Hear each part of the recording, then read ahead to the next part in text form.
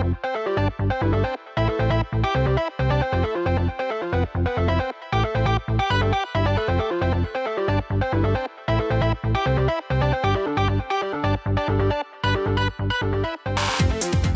everybody, welcome back to the Graphic Multiverse. I'm your host Paul, joined with Rob. Hello. Chandler. Hi. And very excited to welcome back to the show, Juan. What's going on? Nothing much, man. Glad to be here. Yeah, I'm glad you're here too. Thanks for responding. I was like, hey, last minute, but so it worked out. I'm very excited. Yeah, so now, Juan, you're currently in Texas, and we touched on Texas last episode. How's everything going down there? Totally fine. Texas is one of those places that the snow will show up, and in about 3 days, it'll be, 4 times the temperature that it was when it snowed, and it'll start melting. So 1 week to the day of the snow starting, it was 73 degrees outside. Holy cow. Wow. So Texas is fine. We were pretty fortunate. We were in North Austin, so we didn't deal with any of the loss of electricity or anything. But that's good. We were just hunkered down watching Marvel movies. Much. And I'm so glad you brought that up, because can I just tell you how amazing? So one has his own list of Marvel movies ranging from best to not great. So your son Drake, you did a list with him, mm-hmm. and tell us more about that list, because I think it's so great.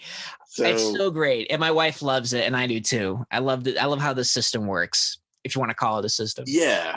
No, there's a method to his madness, man. I guess I don't know. He's gonna be 8 in a couple of months, so he's about 7.5.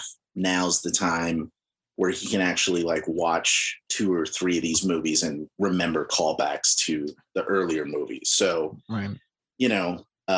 His school was canceled for a week, and we had started watching these movies 3 weeks ago, but we would do 1 or 2 on the weekend. But when he was out of school for that week and we had to conserve electricity, we just basically sat all day and would watch 2 or 3 in a row. And everybody has different ratings. A buddy of mine goes with 5-star ratings for the Marvel movies. I have them ranked in my preferred reading list order. If I look at them as comic books, which comic book I'd want to read every single time. But my son has a scale out of 20 stars. And there's no quantifiable formula to figure out what's going to constitute a film getting low stars versus double-digit stars. But just to go through, I'm going to pull up his list here. Oh, it's so good. He hasn't given me his ratings yet for Endgame or Far From Home, which we watched last night and today. But Iron Man got 13 stars. Seems fair. Incredible Hulk got 5 stars. Also seems fair. Okay.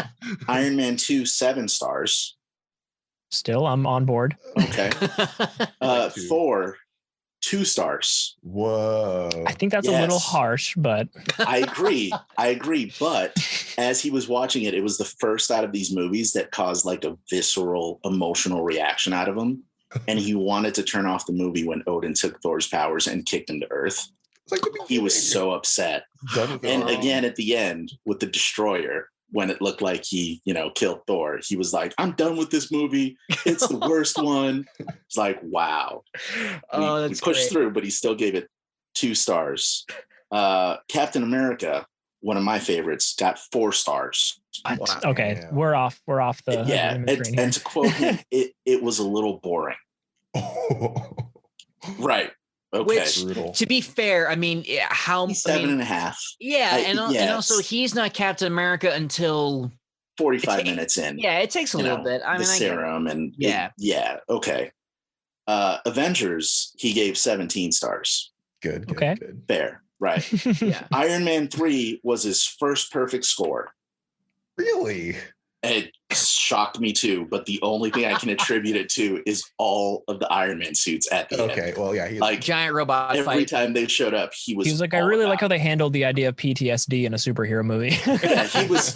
Yeah, he wrote me a paper on it. Yeah. Oh my god, that is adorable.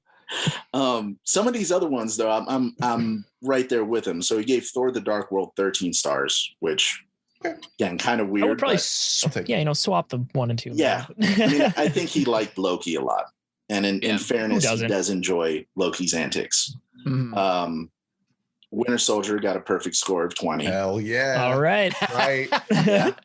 Guardians got a perfect score of 20. Nice. Age of Ultron got an almost perfect score of 19.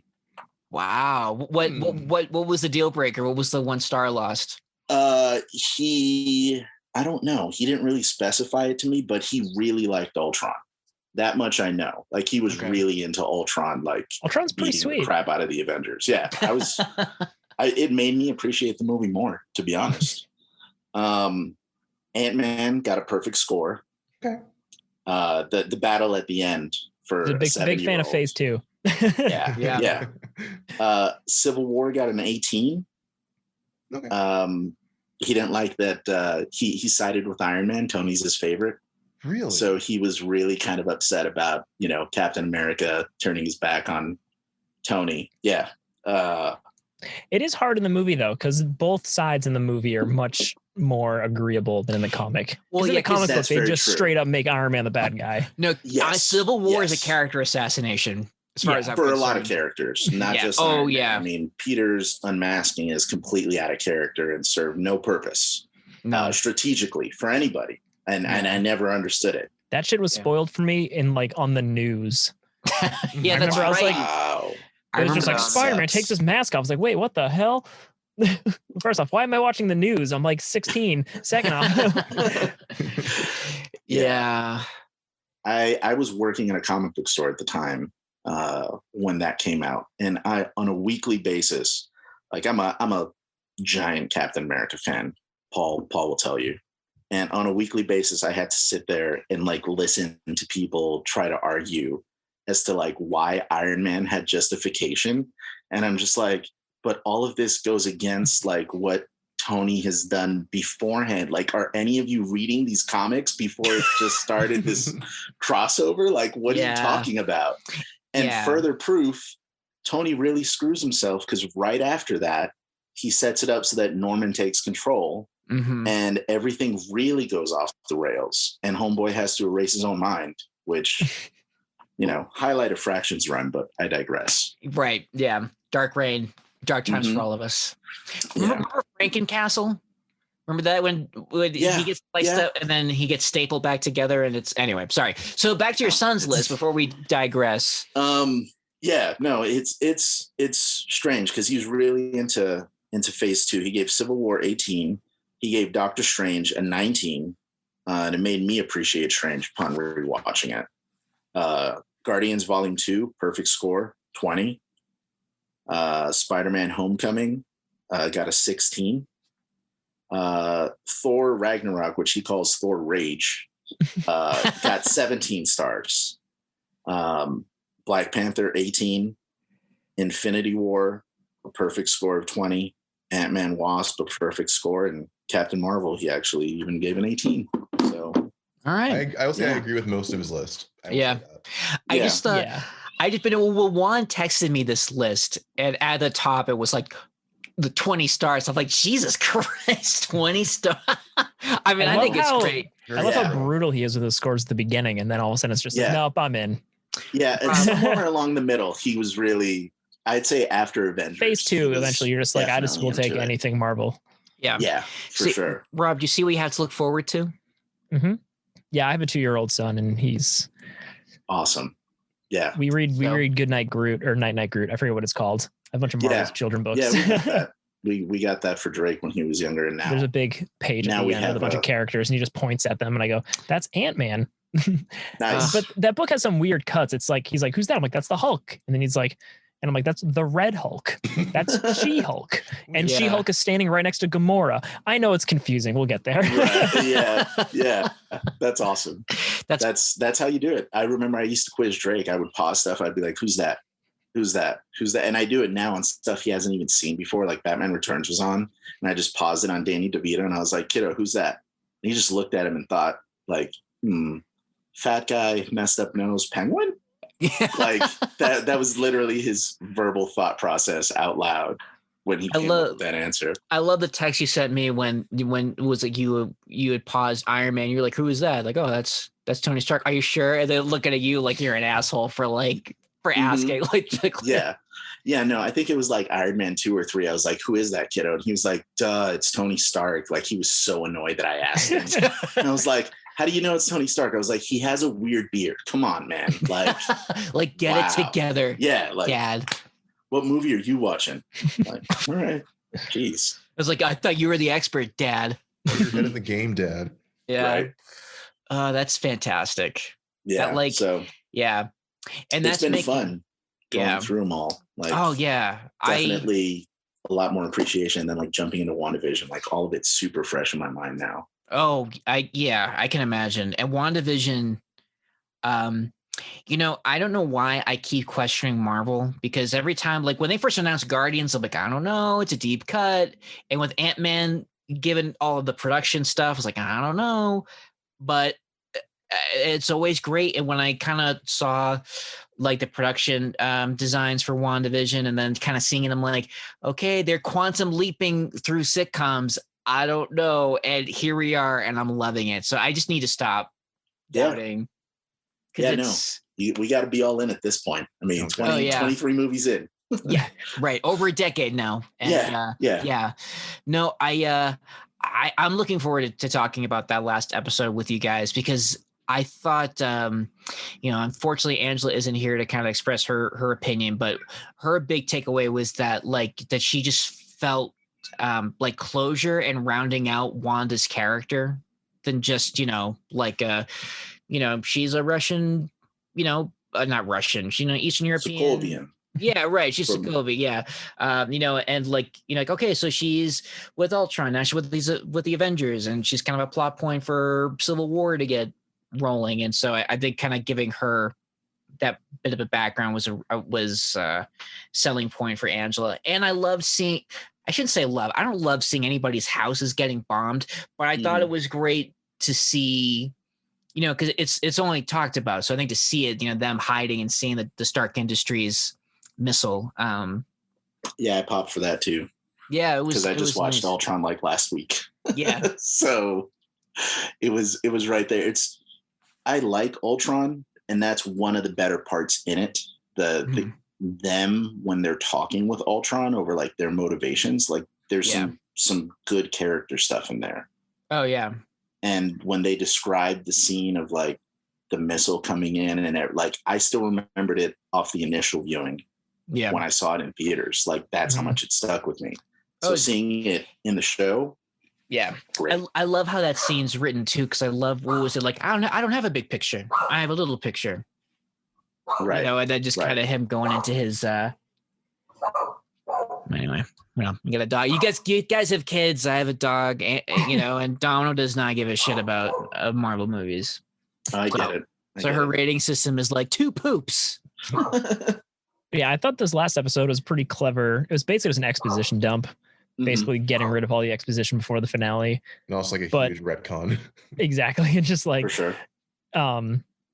Yeah, I thought it was cool to get all the backstory and stuff. It didn't excite me the same way as the other episodes, because it was just basically filling in gaps and stuff. But I feel like I feel like there's a bunch of really good character stuff, like you said. Like that was basically it. It was just like, this is Wanda's backstory. This is how she got here. Right. I thought all this stuff with her in like the Sword headquarters was really good and like super fucked up. Just like, oh, here, look at, we're just, tearing your husband apart. And then it's, and then obviously the scene in Avengers when her and Vision are at the Avengers headquarters or whatever, and she's like explaining grief to Vision or something, was awesome. Right. That line, Domino's trying to quote it right now. Yeah, like what is grief if not the persistence of love? Yeah, that was great. Great insight. I remember thinking like, I wish somebody had explained that to me years ago, because I honestly feel like my healing would have been a little different, because because you think of grief as annoying. It's it's like I want to be free of this grief, and like, oh, this is love persevering. I feel like it would have changed my thought a lot differently. So hold on. What is going on? You're barking at me. Listen to Paul attack his dog. We'll be back. Commercial break. There wasn't a commercial break in this episode though, because they weren't doing TV stuff. It makes sense. There was also no Please Stand By for this episode, which was pretty cool. Yeah, I kind of figured that at the end of the last episode, because the last episode it was all kind of falling apart anyway. Mm-hmm. Yeah, like it went widescreen right at the end when she went into the basement. Mm-hmm. Yeah, I mean, do it. We got a dog as the fifth seat here. But yeah, I do like how they're portraying Agatha though. Because she doesn't come across as like evil. She comes across as just like curious and jealous of just And I my wife pointed out, like, listen to the way that she asks those questions. Like, we've only watched it the one time, but we'll probably go back and rewatch it at some point. She was pointing out that a lot of it comes from a sense of worry, almost. Like, even at the end when she has that whole thing, you're not supposed to exist. Like, you're supposed to be a myth. You're the Scarlet Witch. Like, again, this show has been all about giving you what you expect and then subverting those expectations. So even with this episode, I don't see Agatha being bad. Right. Like, it wouldn't surprise me if there's something else going on. Yeah. I think she's like a friend of me, like one of those. Just kind of like. I also like that, and sorry if this has already been touched upon, that at no point in any of the movies has Wanda been called the Scarlet Witch. Mm-hmm. Right. Yeah. At the end of the episode, when she's like, "You're the Scarlet Witch," I was like, "Oh!" And my wife was just like, "Didn't we know that?" I'm like, "No, I've just been calling her that for 6 years because I'm a nerd." Yeah. Headcanon. Yeah. I thought that was great. In the episode, when they did the flashback to the bomb, I popped when she was like, "You did a probability hex." I was like, "Fuck yeah, that's what she does!" Like, that's what she does in the comic. And that's what I love. Chaos magic. I was like, "Yes." Yep. That's what I loved about this episode, is that she had powers before. Mm-hmm. Mm-hmm. And I thought, and then it makes you think, like, oh, so she's like a mutant, maybe before. She better be. Yeah. And they also, when they show the when they're in the Hydra facility, they're just like, but everybody died who you exposed to this or whatever. But if you think back, her and Pietro didn't die. So maybe just because they had underlying powers already. X-gene. Yep. Yeah. I mean, if anything, it might, I'm theorizing that it woke up their X-gene. And this is their back, their retcon that they're setting up for themselves for phase 5 when they finally give us the mutants. I think having the Infinity Stones being a catalyst for the mutation is such a good idea. I mean, I think because, especially because there were 3 on Earth at one point in time. Right. Mm-hmm. Well, and also, in the comics, like, I mean, you think about X-Men being written like in the 60s, threat of a Cold War, and the reason why they were called Children of the Atom was because when the atom bomb dropped, so it's like, why not be Children of Infinity, right, or something, So it's like, I mean, if you think about it, right, because they said in Endgame where Rocket Raccoon was like, we found this energy signature that's, unlike any other energy signature that's out there. They were able to track it on the other side of space. So if the energy that gets expelled from using the stones, like if it's as powerful as an atomic bomb, then why not have it make it so that, like, it was also like rewriting DNA for some people. Right. Yeah, I wonder if, like, with Monica Rambeau having powers now, if like they'll make Spectrum a mutant or just some weird. I love that she's in it. Power thing. Yeah. I love that she's in it.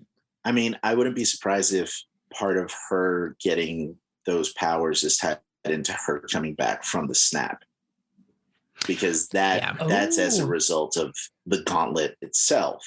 Right. And the show went out of its way to show her coming back from that snap. Like, there'll be a lot of a lot of the things on this show, they show you things specifically, like to not forget them, I guess. Yeah. You know, even going back and rewatching those first episodes of what we know now, it really changes the way they play. Right. And again, it's just Marvel being Marvel, and Kevin Feige's a genius, and you know, Yeah. I'm here for it. I'm just curious how they're gonna this finale. Like, I feel like it has to be long. Like, there's so many loose ends that need to be tied up. Yeah, it's got to be at least an hour, at least. I want to know what the decision was for Evan Peters to be Pietro, because we know that it was Harkness. You know, I still think they're going to somehow tie that into the Fox universe, like multiverse I think nonsense. It's the multiverse stuff. I think it's just like a ring just to get like viewers excited personally. Because I mean, I think I'd be so disappointed if it was that.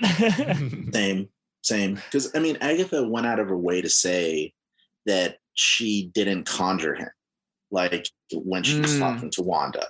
She said, "No, I only used him as my eyes and ears. Like I didn't make him up." And I couldn't make him up because the one here is dead. Like that, you know what I mean? Like she made a specific reference to this Pietro being gone. And I don't think she would have done that again. But she was also telling like how hard magic is to do. So like I really don't know if she has the power to pluck someone from another reality, you know?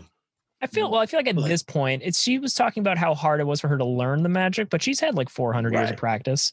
Yeah. And within the hex that Wanda has, we don't know if any of that is or isn't affecting her ability to do magic on what level. So if anything, if Wanda really is messing with reality and making it thin inside of that hex, I mean, maybe Agatha is strong enough to, you know. They also mentioned in the whatever last episode had a commercial in it. It was for like the Nexus medicine. Right. And like the Nexus is like, like the Nexus being the connection to the multiverse or whatever. Oh yeah. Like the new Vertigo man thing. Yeah. Yeah. I mean, Westview. It's Westview Gore. I don't know. I mean, great. There's like all kinds of crazy theories about the show, and even if it just ends and none of them come true, it'll still be a very good show. But I'm trying. It's hard for me to keep my expectations low. And I don't. Yeah, and I think they're going to deliver because, like I was saying earlier, every time I thought I was wrong or that God, this is going to suck. Like they're going to ruin their streak, and then they don't. But so Paul Bettany said in interviews that like one of his acting. Like somebody he's always in his entire life wanted to act across from was going to be in one of the like episodes, and that person hasn't been in it yet. And some people are thinking that he was just trolling people and he meant himself since there's a white vision. So also that's what I think too. That was a great post-credit reveal though, you know. And I felt like an idiot for not catching it sooner because, you know, when they were Darcy when they were trying to break into, you know, whatever Sword was doing, it was like, was it Project Cataract? Yeah. So it makes sense like a white vision or whatever. Well, you know, cataract means imperfect vision. So it's like we're gonna get an imperfect vision. And I remember it's been a while since I've read it, but was that like Juan, you probably know this, like Vision Quest, right? Where like West Coast Avengers, 80s stuff. Yeah, when he comes back and he's all white. And when he comes back at that point, that's when he's like, I'm a different Vision. These aren't my kids. You're not my wife. I'm like a different entity now. He's basically talking the Talking Heads song. Right. Well, that was the first like crack in the psyche that belongs to Wanda Maximoff. Like she gets Vision back. She goes to like hug him, like, you're back. Our kids are here. We're all excited. Who the fuck are you, lady? Those ain't my kids. Like, who the hell is Bucky? Right. Exactly.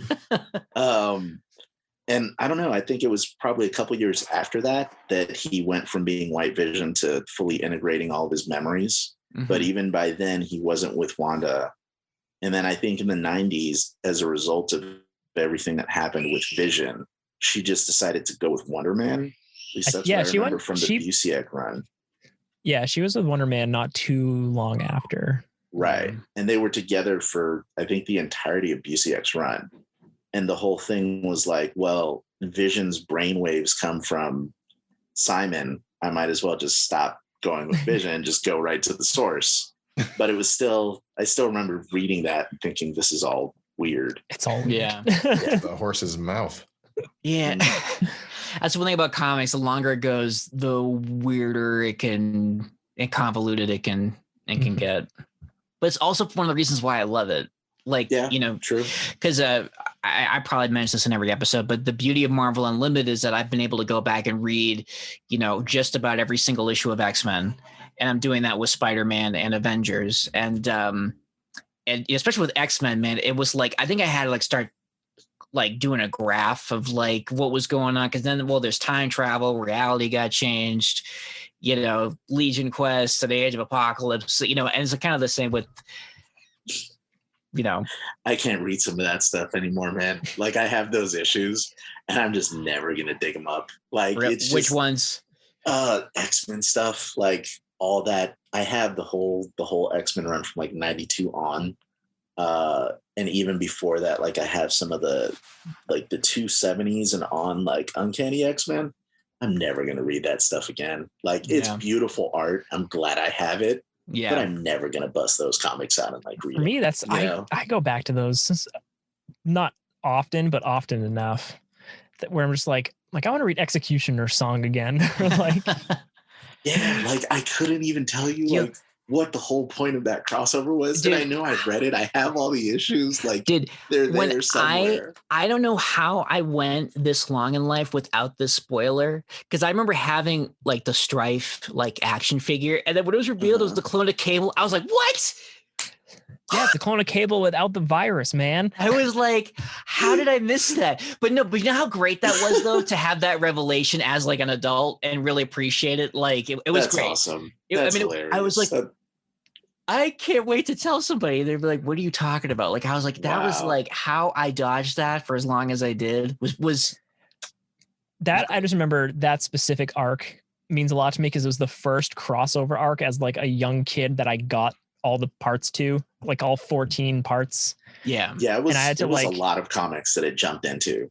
Yeah. Cause it was X Factor, X Force. Yeah. It was 4 different books. Well, it's funny because when I was reading, for the longest time, X-Men was just a one title book, and then you hit the '90s and it explodes. There's Uncanny X-Men, Generation X. Factor started in mid '80s, right? Yeah. With the original team. X Factor with the original 5, and then somewhere along the line they became a government sanctioned team, and they brought in Cyclops' little brother. Right. Here you go. You're almost Cyclops. Yeah. Run the team. 92.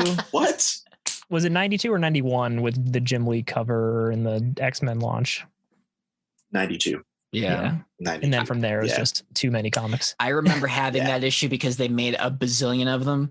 But my memories of having those issues as a kid are just it's a very warm, special place in my heart. Because just the art, the colors. I mean, I don't even think I have X-Men. Mean a lot. They mean a lot to me. And especially having that run from 92 on, that was a huge feather in my cap when I finally got those issues. Cause I actually started, I'd been into comics for years. This is the first cartoons. Actual X-Men issue. Oh, wow. I have issue 14. So I actually don't have the first 12 issues of that. And hey, it's part of the Executioner Song crossover. There you go. Yeah. Jim Lee's last issue, I think was 12. Issue number 12. And then it switched art. I was so excited when I finally got to the 90s. Not that the 70s stuff wasn't great, but I remember thinking okay, because now I'm going to appreciate, because last time I read it in with a lot of gaps and, not knowing, just not having a sophisticated mind. I think I was just too young to appreciate all the drama. And I read it now, I'm like, that shit is fucking weird. They're in New Orleans with fucking Ghost Rider. And I'm like, what in the hell is happening? Dude, the weirdest thing about the X-Men that I've realized going back is the 80s stuff with Cyclops and Madeline Pryor and Jean and just that relationship. It's fucking weird. Yeah, it's a very toxic relationship. It's all really around. It's really bad too. I remember being disappointed because this is my understanding of it was that Claremont killed off Jean and and that he was making plans for Cyclops to leave the team because he wanted like a rotation of characters in X-Men. Scott would come back, but and I guess at one point they're like, hey, we want to do a comic of the original 5. And he's like, but I just she's like, she's dead. Like, yeah, but she's also a Phoenix. Like, bring her back. Right. And they didn't even bring her back in X-Men, dude. They brought her back in Fantastic Four. And yeah, they had John Byrne do it. Like, here we go. Question: Does anyone ever like acknowledge that Madeline Pryor looks similar to Jean in universe? Yes. Okay. Yeah. It's that they're literally, it's kind of, she's like a clone of Jean, isn't she? Basically. Yeah. Right. They even brought her back. I want to say like 10 years ago or something. In one of the comics. And it was like because Sinister's got a boner for the Summers jeans, and so it was, and then then she's got supernatural ties to goblins, and she's the Goblin Queen. And I'm reading Inferno and being like, what the fuck is this? Did somebody read like Tolkien? Was like, hey, we should do this in the comics. I got the like omnibus of Inferno or whatever. Fall of the Mutants that leads in. Right. I don't know. I love 80s X-Men. It's nonsense, but yeah, it's. Oh yeah, they're in Australia. They get the dude with the whip who can make them teleport. Man, I forget Derek. his name. Gateway. He's the Gateway. I was gonna say it's Gateway, yes. Right? Yeah. There we go. The Aborigine. Awesome. Yeah, and I remember too, like, and then reading Psylocke, where she's like a white British lady, and then when she's in the body of like a ninja, and being like, well, this is gonna be the standard for a long time. They're never letting her go. No, they're like, well, yeah, but she looks cool. It's like, so she's a British woman, and okay. Stealing. But again, when you didn't know that until like 2 years ago. Oh man, because I was always just like, wait, why is her brother Captain Britain? What? Yeah, he's white. Yeah, what was it? Oh god, they go through some mirror or looking glass. I can't remember the name of it. Perilous. See, thank you, Siege Perilous, and that even that was weird. It's like, okay, so and then like Pietro is like living in New York. He's like an artist with like a ponytail. It's like that's what that mirror gave you, a ponytail. Live your life, girl. Yeah, I don't know, but yeah, but I like how Feige and company. I love how they're kind of. I feel like they're taking the best parts of the legacy and the mythos and like having it, make sense, at least to me anyway. I feel like they wouldn't be doing all this multiverse stuff if they weren't going to utilize it to at least, if not take stuff from that universe, to at least acknowledges it in a way to like make the fans happy. Be like, hey, we're not canceling your stuff. It still exists. It's just, it's in its own multiverse.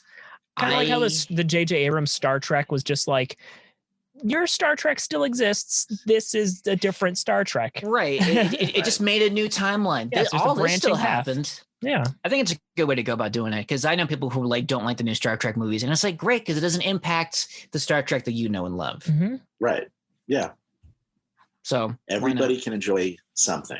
That's the goal. The inclusivity. I just want to see a better send off for the Tobey Maguire Spider-Man. I just want, as long as it's not the Spider-Man Reign send off. Don't do that. Don't do that, Marvel. No. Don't do that. Oh no. Okay. No. Don't do that. Yeah. At all. Woof. Just don't. Jesus. Yeah. Imagine if they bring Tobey Maguire back in like Spider-Man 3 and they somehow tie him into like a One More Day thing. So they tie in like the worst part of the Spider-Man movies with like the worst Spider-Man comic of all time and just like yes. But you know what though? If anybody was able to do that and then subvert the expectations, it would be Marvel, because Age of Ultron on paper is not a great Ultron story at all, comic book wise. It's a mess and all over the place. It's really dumb. Nothing happened. But the art is great. Yeah, I literally do not remember. I remember buying issue 1 and it being shiny. I'm pretty sure the cover is shiny. That's my only knowledge of that entire arc, and I read it. Yeah, but the movie's good, and the movie took that title from the book, and now I just associate it with the movie. Yeah. No, the only reason why the comic exists, it was so that we could have Neil Gaiman's Angela in the Marvel universe. It was like because they pull a Terminator. I'm going to go back in time and kill Hank Pym so he won't create Ultron. They're like, oh, we're messing with time, and it made a crack so that the McFarlane universe could spit out Angela, and we could. You know what? If you want to do an Ultron story, you should have just done Ultron Unlimited. 4 issues. One of the best Ultron stories of all time. And how awesome would Hemsworth line reading be when he finally shows up and it's like, Ultron, we would have words with thee. Like, that would be money. That would be. But We'll see. You know what kind of bothered me about the Ultron movie was that when I first heard they were doing Ultron, I'm like, oh my God, like the stakes are going to be so unbelievably high. Like, cause he's going to have access to like air traffic control systems and nuclear codes and like, don't worry, the internet all has to go through this one place. Well, the movie gave itself its out, right? By saying that Jarvis kind of did things as he was turning himself off to shut Ultron out of that type of access. But, I mean, I get it, but I'm just saying, I thought it was going to be like, that it was going to be like Avengers stripped of, almost kind of like with Iron Man 3 where like Tony's got limited access to his stuff, like his, back to basics. Yeah. Almost making like a new Mach 1 where it's a suit he uses, but it's all offline. So it's not as sophisticated. Yeah. I'm with that. I think in my mind, that was the movie that like I was seeing, oh, it's gonna be so great. And then it's like, oh no, you shut me out. You mentioned that. I think that's why Drake gave it a perfect score, Iron Man 3, because he was like, this was the first Iron Man where it felt like Tony was actually like inventing with scraps from the first Iron Man movie. But he's doing it throughout most of the movie. Right. Before he finally gets the suit back in like the third act. Right. It wasn't a box of scraps. It was a shopping cart of scraps. It was a shopping cart of scraps. Yeah. And you know what? He made badass taser guns. I actually really liked that. I really liked that about the movie because I remember some people were like kind of pissing him on, like, oh, he didn't have a suit. I'm like, dude, I kind of love that he's like back to basics. He's got like it's only him and his intelligence. I love that he's at a Home Depot fucking buying shit. Like, I would have taken another hour of him and that kid just shooting the shit. Like, yeah. You know what's going through my mind right now? Where's my sandwich? That like, I mean, some of the dialogue he has with greats. You know how I know? Because we're connected, and just drives off. Like, great stuff. Great stuff for that movie. Well, and I also love the Mandarin twist. A lot of people were upset about that, but I'm thinking I was fine with it.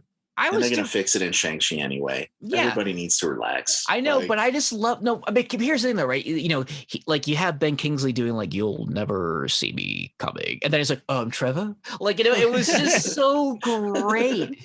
So great. He's fucking falling asleep in mid-sentence, he's just like, I loved, and then the one shot they did, where like he actually gets taken out by or gets kidnapped by the actual real Mandarin, I thought was really cool too. But yeah, I love the idea that like he was just a media boogeyman. I'm like that. I thought that was it was smart.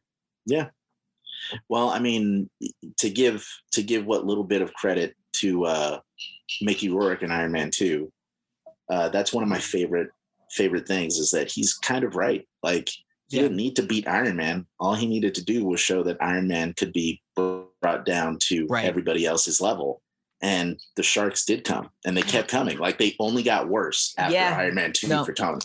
Yeah. I mean, Tony, he's on the peak of his ego wave until that happens. And I love, I did like Mickey Rourke in that movie. Especially just his metaphors. You make good bleed. Sharks will come. Yeah. He was awesome. You drop toaster in water. Bad things come. Bird. The bird line was great. It's Sam Rockwell. I want more of Sam Rockwell. Yeah. Sam Rockwell's great in everything. With like the bad tan, like I can't wait for Armor Wars. That's gonna be that's.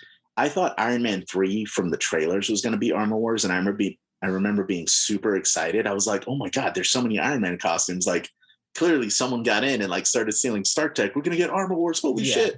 And then it didn't happen. And I remember coming out of that movie like, well, it was kind of fun. Like, so the Armor Wars TV show, they're bringing back Hammer. They're bringing back Cheadle. Yeah. I am all for it. That's going to be. I wouldn't be surprised if they bring in the kid from Iron Man 3.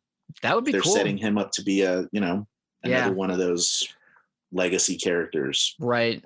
Yeah, I think, I'm excited that Disney Plus is doing an Armor Wars series. I'm excited for Moon Knight too, because there's so many shows coming. It's freaking crazy. Yeah, I'm cautiously optimistic for Moon Knight. I still have, I've tried to like Oscar Isaac, but I saw him in Sucker Punch before I saw him in anything else. And that's one of the worst movies I've ever seen.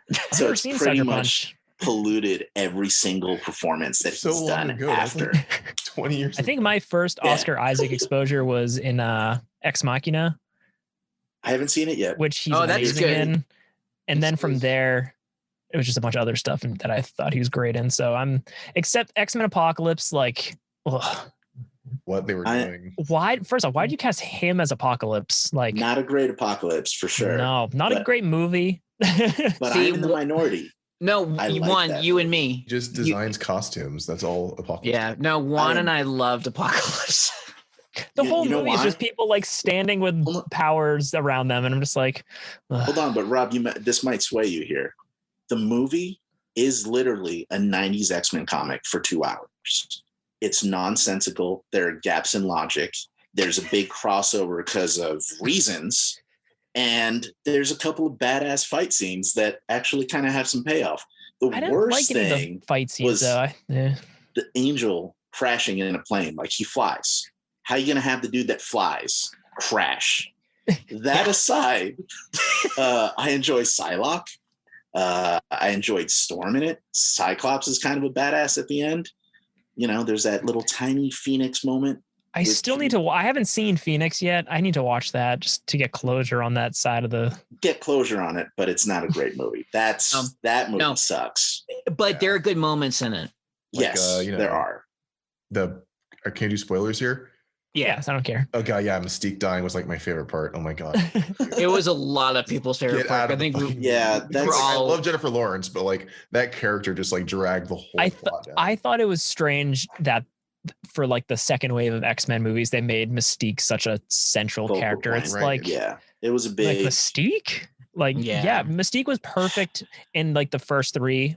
When she was just then, like the design was always too much. Like it was. I was like, why are you guys being so complicated with this? Like, she's blue, but she mostly wears white. Like, the comics are pretty easy, guys. Like, why are you making her a white lizard? turtleneck at Express? Like, it's not hard. I didn't mind the design in like the first movies, and I feel like they used her better as just kind of like like she was infiltrate places in like. Yeah, it's like the femme fatale. That was like a cool role. Right. No, I want to if they bring back Mystique, which I'm sure they will. I want straight up like lesbian assassin with destiny. Like, I want the Brian K. Vaughan Mystique that knows that she's a shapeshifter, so she can shift around her internal organs. Because that bothered me in Dark Phoenix. I'm like, wait a minute, she's a shapeshifter. Like, what are you guys doing? Like, fly. Like, turn into common sense. Yeah. Same franchise that killed the Unkillable Mutant. So it is what it is. But Cyclops telling Magneto, like, touch her and I'll fucking kill you. I loved that. That was good. That was good. I just didn't. I mean, good moments, but there's bits and pieces from like all the X-Men movies that I feel like were great, but they never all fully lined up. I feel like the closest as in the second wave for me was Days of Future and Past. I feel like Days of Future and Past came pretty close to being like a really good movie.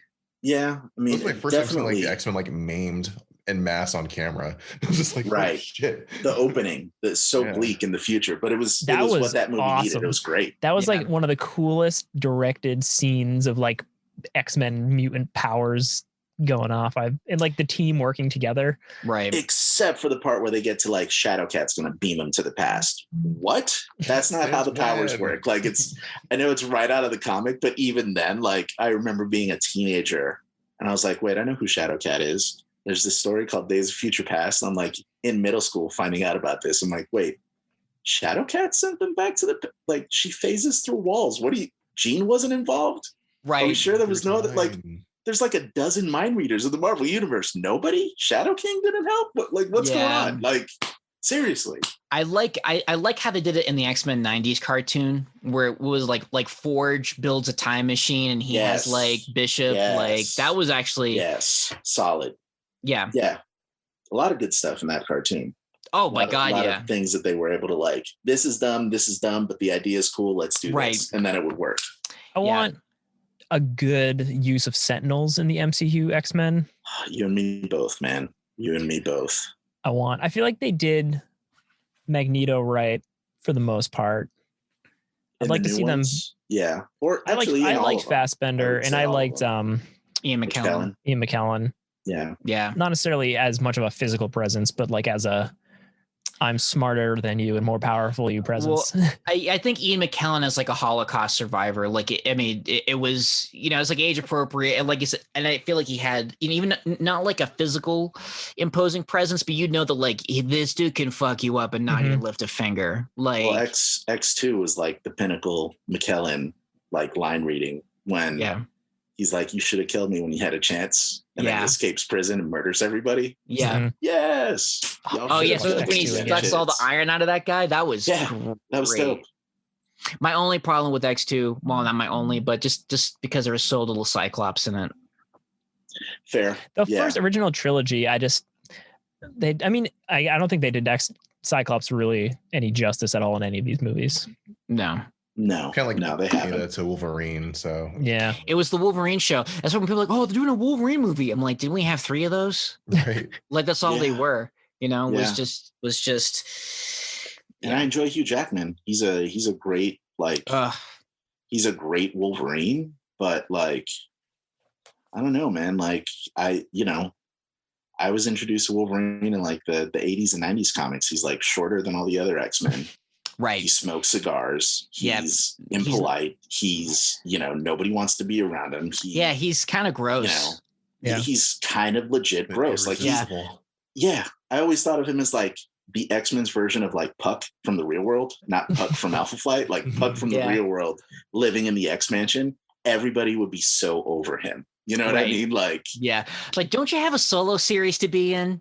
Like, can you just go? Honestly, like I would love if that's how they play Wolverine in like the MCU movie. Like he's a main character, but he's not like the main character. Right. No. Yeah. That would be, that would be ideal. And actually cast somebody that. Yeah.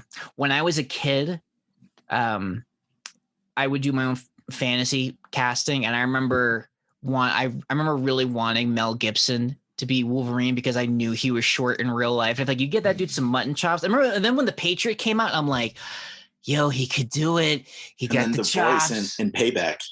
Yeah, the voice that he's doing in Payback is essentially he's Logan in that movie. Yeah, without the human factor. Yeah, you put a cigar in his mouth and boom, that would have been, See, you want to give me Old Man Logan starring Mel Gibson? I'll watch it. Yeah. Yeah, Logan was okay. I people love to talk Logan up, but I'm like, it was okay. I wasn't like. I actually haven't watched it since I've seen it in theaters. Like, I don't go out of my way to watch it.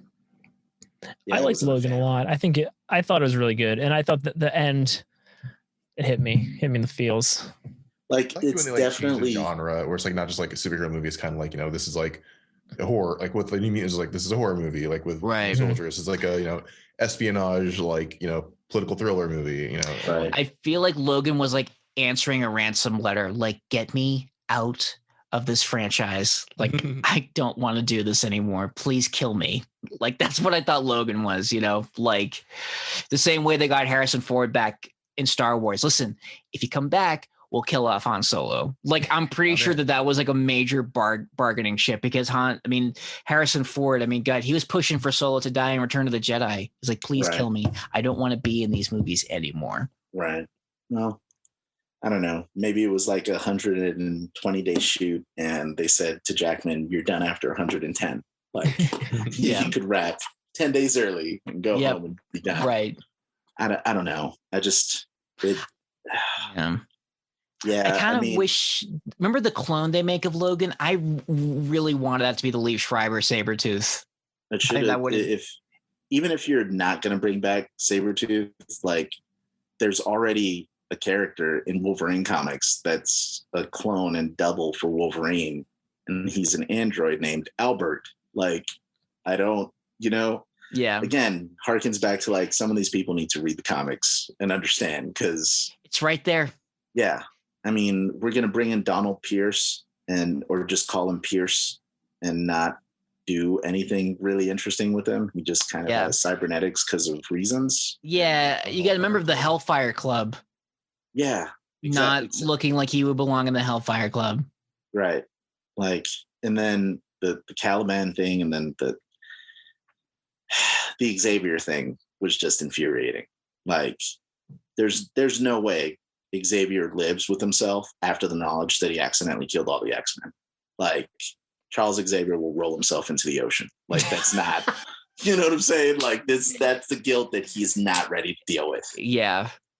You know, dementia or not, like right. to occasionally get that in moments of like lucidity, to then be like, wait, I murdered everybody that I've been like watching over since they were children. I'm a monster. And then, nope, I forgot what I did last Tuesday. Like, no, none of that worked for me. Yeah. But that was just me.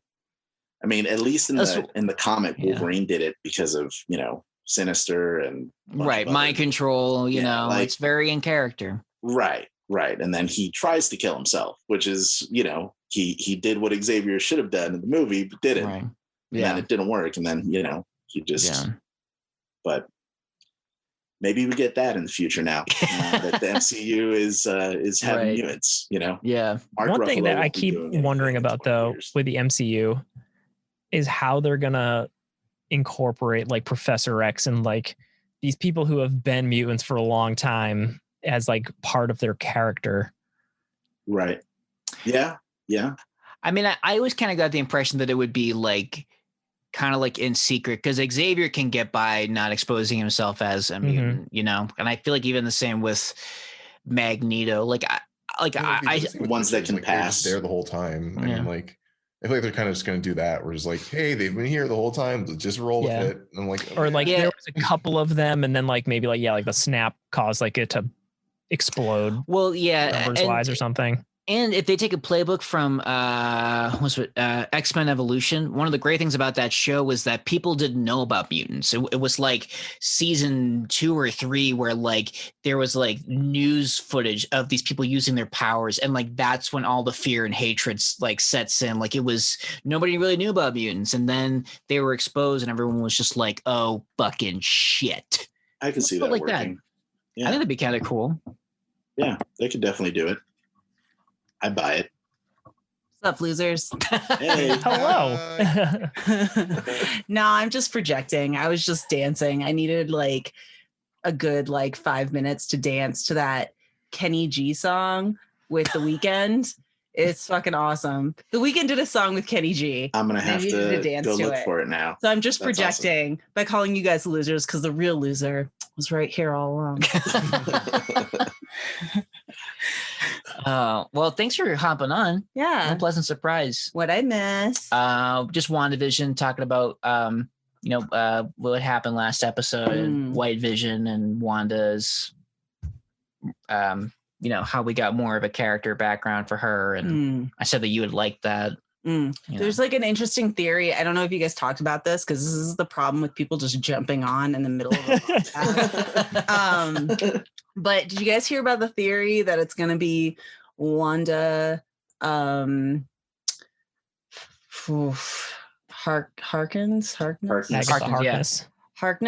What's her? Agatha Harkness and Photon teaming up against the big baddie.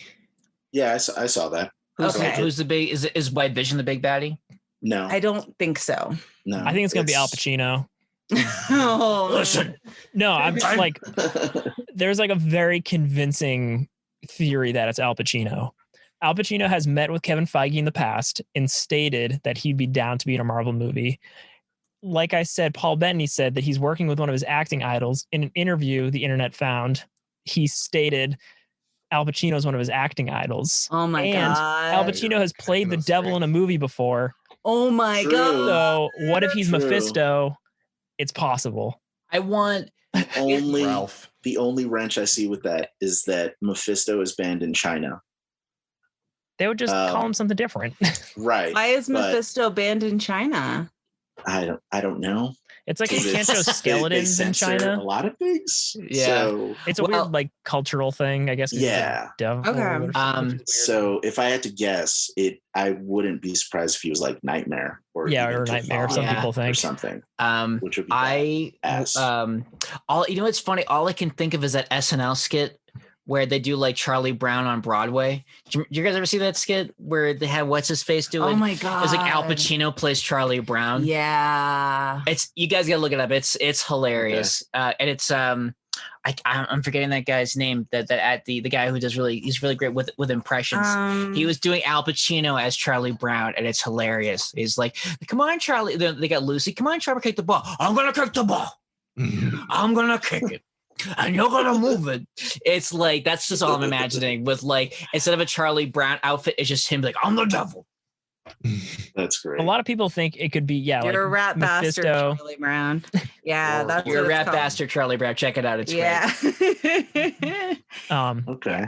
But if it is Al Pacino, since he's such like a big name, people are thinking that maybe he'll be the main bad guy also in like Doctor Strange. That would be cool. I definitely think this is like revving up to some Doctor Strange level shenanigans. Yeah, I think it's like the first step in like the 3 multiverse movies. Well, because she's in Multiverse, right? And she's in the Madness of Multiverse. She's going to be in it. So and it would be cool. And I think that Doctor Strange will probably show up too next week. In addition to all the stuff they have to wrap up, they're gonna give us 5 or 6 minutes of Doctor Strange. That would be. I'm here for all of it. I don't even care what the cameos are. I mean, they could bring back Thunderbolt Ross and be like, ooh, yeah. So make it 2 hours. Make it 2 hours. Seriously, it's got to be 2-hour finale. I am there. Yeah. Hey, I watched Endgame. That's a solid 3 hours. And when it was done, I was like, I would watch that again right now. Yeah. You know the crazy thing about Endgame? The length of that movie, all the action is at the end. Like that movie is just like, it's so fun. I know. I'm saying I'm giving it credit. Okay. You know, like I don't know why I got so defensive. Yeah. That's weird. I was like, what the fuck you, Paul. No, I mean, that was actually complimentary because you don't even notice it. I didn't even know until somebody pointed out to me. I'm like, oh my God, you're right. Yeah, it's just them, you know. I loved every second of it. Yeah. I know. Yeah. But have you all seen the deleted scene for Endgame that has the original ending for like Hawkeye and Black Widow and Vormir? No. If you have Disney Plus, you can go into the movie, the extras, and you can like watch the deleted scenes. There's like a 5-minute sequence they filmed that shows them like watching the movie. That was one of the things that always bothered me, that they both kind of just had like that little quick fight and then like, no, I'm going to jump off. No, I'm going to jump off. No, I'm going to jump off. I'm going to jump. And then, you know, she jumps off. It felt kind of like worthless versus the 5-minute sequence that they cut out has them discussing like what they're going to do. And as they do that, Thanos' forces show up on Vormir and they all start attacking and Thanos gets out of the ship and he's there on Vormir, like coming towards them. So they're 2 humans having to deal with Thanos's like forces and they're both fighting and getting pushed off the ledge and it changes the whole scene. And the Russos were like, well, we didn't put that in because there's a whole nother sequence later in the movie that kind of mirrors that.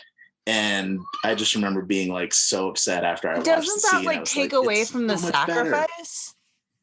That's what they were trying to say, but if anything, I feel like that would take away from the sacrifice of it. Yes and no, but like in the clip, like she still goes off the cliff, but she goes off the cliff kind of saving his life. So it's like a sacrifice still. It's like a sacrifice, like I'm taking these bullets so you don't have to, and I'm jumping off so you can get this stone and that'll get you out of here. I like the idea of like Anna showing up though. Yeah, like it's badass. And I totally recommend watching it if you get a chance. Damn. Because then you go back and you watch the scene in the movie and it like since seeing that scene, it doesn't have the same impact anymore than what they left in the movie. Like it bothers me every time. Oh, well, I don't want to be bothered every time I watch it. So maybe I'll sit out on that. I still moved up Endgame. It still went up a slot and broke into my top 5 after all these rewatchings. Oh, okay. With that aside. Okay. So guys, what if the bad guy is Shuma Gorath? A big, giant, one-eyed octopus be ready monster. For that. We could also as be the elder god Chthon. Who is that? In the fighting game from way back when, he was one of the characters that you could pick. Oh. I first heard of Shuma Gorath. Blackheart. In like Marvel vs. Capcom 2. Yes. Okay. But I know he is like a Doctor Strange adjacent character. Yes. He's basically like Starro with more appendages. Oh, yeah. Cool. And green and not giant. Who was the main bad guy in Doctor Strange 1? It was Dormammu. It was Dormammu? Caecilius was working for Dormammu.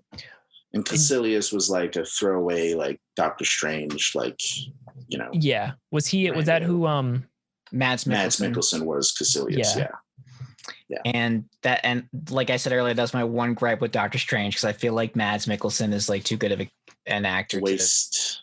Yeah, I know there's all these actors. I'm just like, oh, they'd be good. I'm like, oh wait, they're already in a Marvel movie. Like I always forget Idris Elba was in the Thor movies. Yeah. And he was great in those movies, but I'm just awesome. Kind of cancels out Idris Elba. You know, be kind of leads. It'd be kind of cool though, and I can't talk. Sorry, I think I'm just having a stroke. I think would be kind of cool though, because I thought Mads Mikkelsen would be a good like Magneto or even like a Doctor Doom. It'd be kind of cool if you had what if what was his name? Caecilius. Yeah, I'm gonna call him Doug. So let's just say that Doug, you know, what if Doug is Doom, that his whole thing was like, I want to work with Dormammu because I'm trying to bring my mom's soul back. And wait. What if Doug is who? If that would be dope. If Doug was really, because in the books, because Doctor Doom, you know, apart from having all of these, you know, technological advances in Doom bots and shit, he's also a sorcerer. And one of his main motivations was that he wanted to save his mother's soul from. So what if Doug was Doom? Right. That he was going to Achilles. Doom, going to Dormammu because he has a whole thing about like, you know, like death took my family and I want to bring him back. I mean, that'd be a cool plot twist. And by sheer Doom perseverance comes back from whatever slightly altered and needs the Doom suit. I would be. This is what I do when I can't sleep at night. I would be for it if only for the casting of Mads Mikkelsen as Doom. Yeah. And you'll see. You started watching Hannibal. You'll get it. You'll did. Understand. It's all your fault. Yeah. Somebody posted a picture online of what's his name? The actor who plays Dennis on It's Always Sunny in Philadelphia. And all it said was just Reed Richards ? And I was just like, holy shit. That could work. I could buy him as being smarter than everybody else in the room and socially awkward. Exactly, but also kind of like rude, a rude asshole because he doesn't realize that he's rude because he's just so smart. Right. Oh man, that would be kind of funny. That's an interesting picture. The picture the person posted was him. I forget. He just like dressed in like a suit jacket or something, and I was like, That would be interesting. What I've been seeing a lot online, and I'm actually 100% behind. I think it would be great. Have you guys watched The Good Place? Yes. So the guy that played Chidi, people are saying he would make a great Reed Richards, and I am for it 1000%. In part because the casting of Kang kind of like that's kind of where you got to go anyway. Marvel, like, unless you're not going to make Kang Nathaniel Richards and Reed Richards great, however many grandsons. Yeah. Later. He would be awesome as Reed Richards. That would be really cool. And he's another person who I could see playing like the really like I'm in my head too much to be able to relate to people normally. Trait. I typed his name into Google and it appears he already has the abs one would need to be in a Marvel movie. Yeah, that's a big joke in like second or third season of that series. It was awesome. Yeah. Good Place was good. His abs were pretty dope. Yeah, it's one of Diana's favorite shows. She's watched it numerous times. Talk about a show that subverts your expectations. Yeah, that's another one. Yeah. So yeah, good stuff. I think or it's just Ted Danson as Reed Richards. I'm okay with that too. That would be kind of badass as well. If they want to say that he's been doing it since the 60s and he's just been stuck in other dimensions, like that could work. Yeah, it could. Possibilities. Yeah, they're endless. I think we are coming up on that time where we talk about what we've been watching, what we've been reading, what we've been doing, what we're excited about, in case nobody is watching or doing anything. So I actually read some comics this week. I read all of Tom King's Vision again. Awesome. Because I read most of it years ago when it came out, but I don't think I ever finished it. And with WandaVision going on, I was like, I should read this because I hear that they've been taking a lot of kind of bits and pieces of like the tone for WandaVision. And that comic is fucked up. That's a fucked up comic book. Yeah, I got to finish it. I have the trades. It is like never did. Really, really bizarre and dark. All right, no. But there's like just kind of the strangeness of the whole thing and the kind of like creating a family and stuff like that. There's definitely some like DNA from the comic that they plucked for WandaVision. I don't think it's like they clearly didn't just like copy it because this would be like the bleakest goddamn television show of all time. But it's super interesting. Just like, yeah, I mean, if you don't know what it is, like Vision kind of created a family, like other of synthezoids. Yeah. Like a daughter, a son, and a wife, and they're like living in the outskirts of DC because Vision's kind of like, and a dog, yeah. And it's kind of like shows how like some like the, I don't know, humans don't trust him because they're weird android people, and like his wife's like starts freaking out a little bit, like something's off with his wife and shit gets dark, people get murdered. Like the first issue they like meet their neighbors, and in the first issue it's just like these people will die in a fire and no one will know, or it's like something like horrible. And you're like, oh wow, that's some of those dialogue boxes are just like you're not expecting it from panel to panel. No. And I remember when I came across like, they're gonna die pretty soon. I was like, what? All right, I'm gonna. It is, it is a weird, strange, dark. So, Rob, the question. Yes. How many stars? Is it 20 stars good? Out of 20 stars, I'd give it like a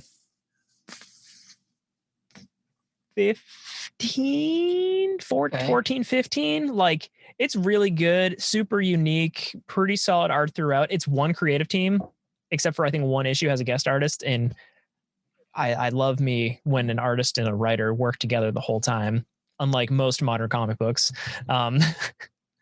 Didn't they go on and do the Mr. Miracle series the same too? Like, I know Tom King wrote it. I believe it is the same too. I think so. Yeah, that was excellent. That was no, it was, who's the artist? I don't think it was Walter. Yeah, it was Gabriel Walter. Okay. But yeah, just it's solid. It's super weird, and everybody, I think it's definitely worth the read. I'll go back and finish it. And it's just awesome. Yeah, I don't know. It's like I've read there's like some bleak Marvel comics, but this is like exceptionally bleak. And I love that his daughter goes on. She joins the Young Avengers, right? Champions. Yes. Or the Champions. Yeah. And I just like that this character that's like literally like gored by like the Grim Reaper character in like the first issue, and it's just like horrible and dark, then goes on to like the kids team. Trauma. All right. 15 stars. Yeah. That seems reasonable. Yeah. All right. Chandler, how about you? What have you been watching, reading? Not much this past week. I did finish the second volume of Hickman's X-Men, which I liked. It's good. Just keeps expanding the lore, making how many connections. Stars? Like, check it out, y'all. How many stars? I would definitely say for one of my favorite issues, it was definitely like a 17, 18 out of 20. Ooh, all right. Yeah. I am enjoying the high praise. I should read this. Yeah. Issue with Brew, who's like one of my favorite characters from the Wolverine and the X-Men run by Jason Aaron. So he gets like a really nice. Cool moment. I am really enjoying Hickman's X-Men right now. For all it's for all that it is and all that it's doing, with all like all of anybody who's ever been in an X book popping up in that. Cool. So that was volume 2. Yep. Post House Powers of X. Pox. Yep. Pox. Anything else, or has that just kind of been your? That was it. Yeah, I'm gonna go back to watching Titans probably this week. I just kind of fell off for a little bit. Like the DC Titans and not Attack on. Yeah. Sorry, the DC Universe. Yeah, I gotta jump back on that someday. The costumes on that show were. Yeah. I will say I was kind of surprised by the Hawk and Dove costumes. I was like, wow, this is actually, I'm feeling this. Yeah, they shouldn't work, but they do. Like, it's for a lot of them. Like, it's very surprising, but good. Yeah. I like it. Cool. All right, Juan, how about you? Anything on your radar? I know you've been watching a shit ton of Marvel movies. Yeah, it's been watching those Marvel movies just a lot and overanalyzing it and thinking about stuff on like my list and moving things around and I don't know. Comic wise, I've been reading the Injustice comic based on the fighting game. Yeah, I read that a few years back. Way better than it has any right to be for a property based on a video game. Like, it really is. It was surprisingly good. I remember thinking it was like a really fun, like Elseworlds book. Yeah. And a lot of the characterization for people like Green Arrow and like Hawkman and like obviously the big ones, Superman, Batman, like it's all in line. Like you can understand why Superman kind of went off the deep end. Cool. But yeah, it's worth checking out. The games are fun. I like the games for what they are, which is basically Mortal Kombat with superheroes. So yeah. That's pretty cool. That's been it. Yeah. Add that to the list. How about you? Anything? Me? Yeah. No. No. I try to get into stuff and then I'm like, this sucks. And that's like yeah, I mean, we've been watching RuPaul. Yeah. Drag queens are the only things that make me happy right now. Yeah. As it should be. Yeah. As it should be. Yeah. I'm enjoying RuPaul. Yeah. We actually, Angela and I started like rewatching for you, but like for me, going back to like season 1 of RuPaul and just kind of doing it in order and just kind of seeing the evolution of the show. And now when other queens from previous seasons pop up, I know who they are now. It's like, oh, nice. Well, who is that? So yeah. I feel like RuPaul is kind of similar in like, you know, comics in that sense, like, oh right, well this person was an issue, you know, like this is their backstory, this is their costume. The RuPaul cinematic universe. I love that. Oh, I love that, the RuPaul cinematic universe. I support that. Yeah. Hilarious.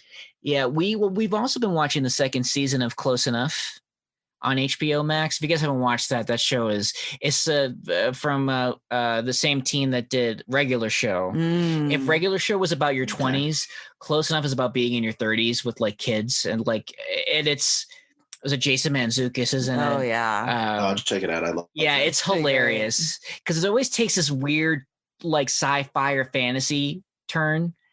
It's great. It's really good. There was an episode where like there's a so there's this like redheaded dude with like no shirt and a mullet that's like raised by a retired black cop. Yeah. And he finds his real parents and they're like these like really skeevy people that just like are really into fracking. And so they try to frack under his like house. And there's at one point they're like, oh, how do we, like, it causes this huge sinkhole. And they're like, how do we fix this? And they just like pull a lever to like unfrack. Like, I wish that's how it worked, but it was just fun. Yeah. It was so funny. It's a lot of fun. And it's like, or what was it? They do like a 23andMe or whatever that DNA test. Oh yeah. And like, oh, like I'm French. Like this Jason Mantzoukas like, oh, like I'm from a long line of creeps. And it's just like like him as a caveman with a banana, like, ugh. And then what was it, like him like you know, like in the 1920s playing baseball, just like, ugh. And then it's like and the umpire's like, you're out, like just the ball whizzes by. And then him modern day with a banana again, like, yeah, it's great. It's really fucking good. It's a fun show. Yeah. Close Enough. Okay. Yeah. I don't know how many stars would you give Close Enough? 20 stars. Oh, yeah, I would. Okay. That's easy. fair. Easy peasy. Fair. Yeah. Wow. I'm also, and this is totally Juan's fault. I started watching Hannibal. And it's you know what, I started watching it. I watched the first episode years ago, and for whatever reason, it didn't click for me. It's clicking now. I think probably I don't know why. I don't know, because I'm just a little bit older, but I think part of it too was kind of like, well, how in the hell do you follow Anthony Hopkins, and Mads Mikkelsen by making the role your own and then showing to the world that Anthony Hopkins was goddamn ridiculous in the role. I mean, he's very cartoonishly evil, but I also kind of appreciate that too.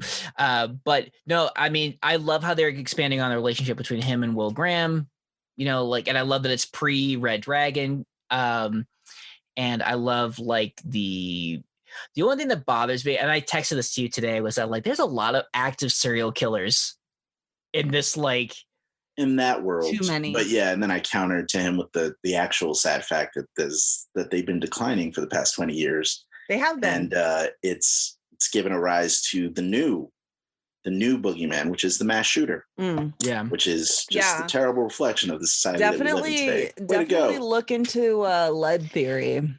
I told him about that. He was telling me about it, and I believe lead theory, and it makes sense. And they think that social media has more to do with massive shooters than lead poisoning. Clearly, but they're not pumping lead into the atmosphere like they used to back in the good old days. Right, that's true. But yeah, I'm liking. I also love the supporting cast is great because you get you get Lawrence Fishburne in it as Crawford, which is awesome, and I love that his wife is the actress from Firefly. His at the time his real life wife, currently no longer. Yeah, I did not know that. Yeah, dude, they were married for like 20 years. It's the same reason why she shows up in the Matrix Reloaded sequel.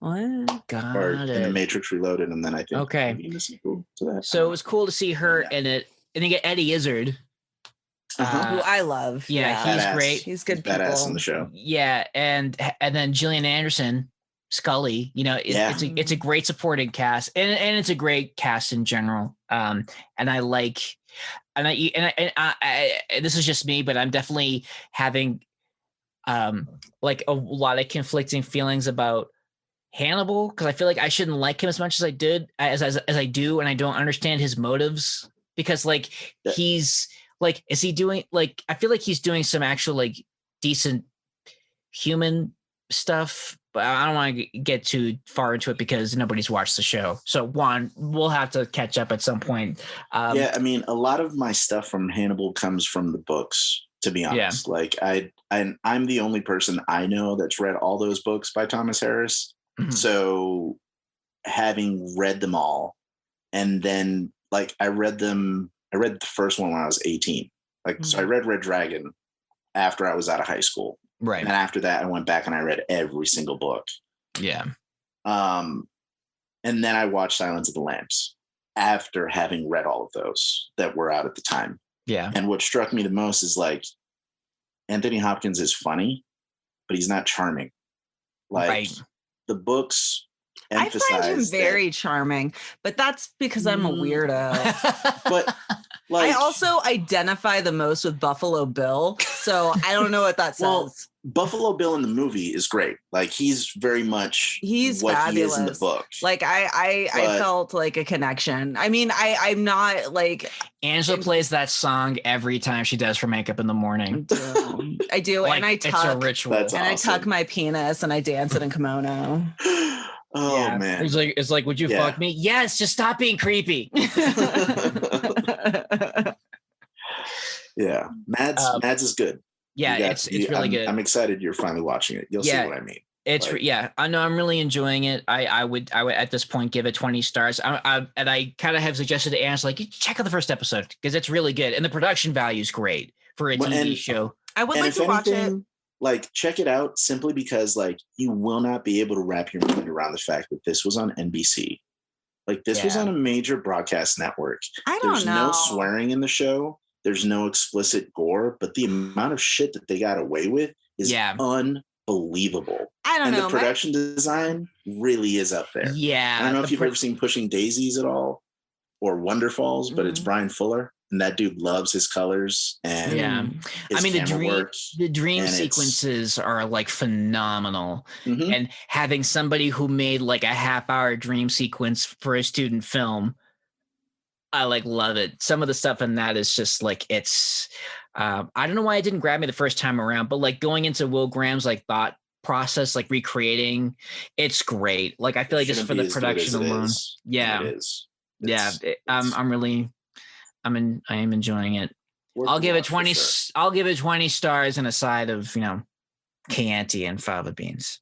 Yeah. Yeah, no, it made me a better cook too. Real talk. That show makes me hungry too, which kind of bothers me. But it's great. And I'll say this: I actually watched Silence of the Lambs yesterday. That was one of the movies I wanted to watch because that was also in 4K HDR, and that looks amazing.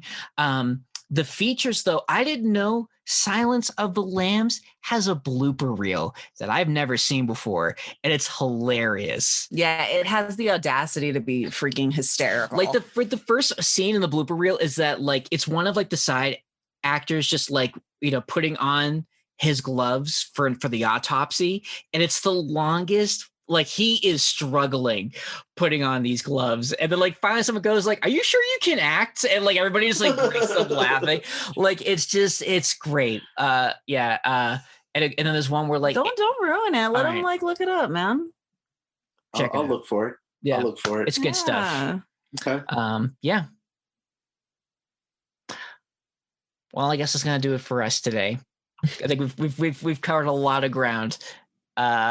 And this has been a fun episode. This is actually probably my favorite lineup. Rob and Chandler and Juan, and then you came in. Good times. Yeah, I liked your surprise cameo. Thanks. It was good stuff. Thanks. Yeah. I feel like I just showed up and was like, "Fuck you," and then like, "Okay, bye." Right at the end of the second act. We needed you for the the final. Yeah, the final act. That was great. Am I Thanos? Captain Marvel. We're all about to get snapped away. Let's be real. That's I'm Thanos. The best way to end this pod. Yeah. Chandler should aim for the head. I get really fat. But you're still worthy. Oh, thanks, guys.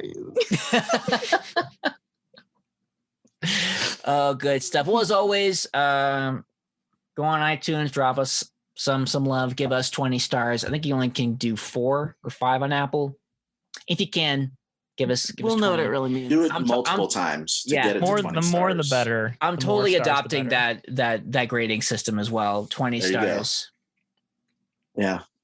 I don't know. I gotta get his final 2 ratings, but we'll see. Please update us. Yeah. I'll keep you in the loop. Yeah. Find out next time on Graphic Multiverse. Okay, bye.